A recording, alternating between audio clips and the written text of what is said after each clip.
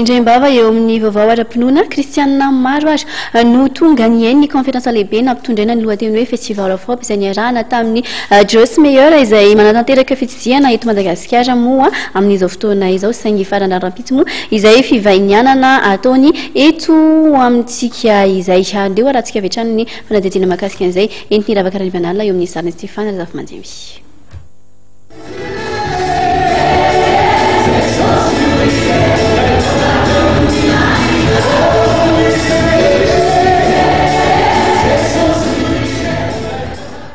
Feno ipoka ny lapany kolotsaina sy ny fanatanjahantena Mahamasina nandritra ny fotoana nanaova Andramatoa Joyce Meyer conférence nampitondraina ny lohateny hoe Festival of Hope nitanterahana androany.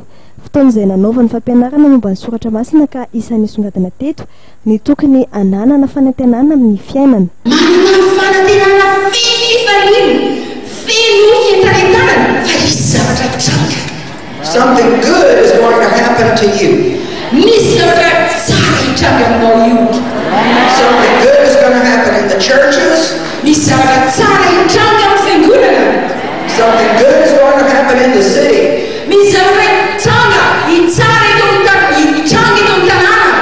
I aggressively believe for good things all the time. Nampahafantariny teto fa azo tanterahana ny zavatra rehetra rehefa mino ny asan'Andriamanitra ny olona tsirairay ka ny antsony ny kristianina anna fahatokisana amin'Andriamanitra. What we believe, what we pray for, and what we say is very important. If you pray and ask God to do something good, and then you're talking with a friend and saying nothing good's ever going to happen to me,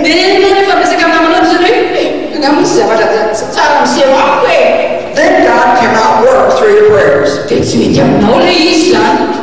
So I have something that I teach people. Pray and say. Pray and ask God for what you want.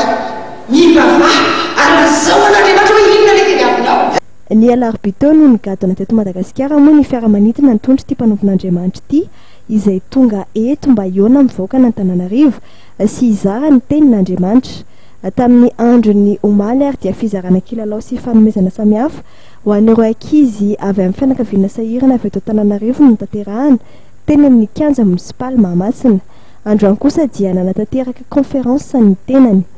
Ahafantarany maro azy moa ny mampampianatra ny teny soratra masina sy ny fomba iainana izany teny soratra masina izany amin'ny fiainana andavanandro. Boky maherin'ny 7 isany efa nosoratany ity mpanompon'Andriamanitra ity ary ampany amin'izany ireto boky nozaraina teto amin'ny lapan'ny kolotsaina sy ny fanatanjahantena Mahamasina.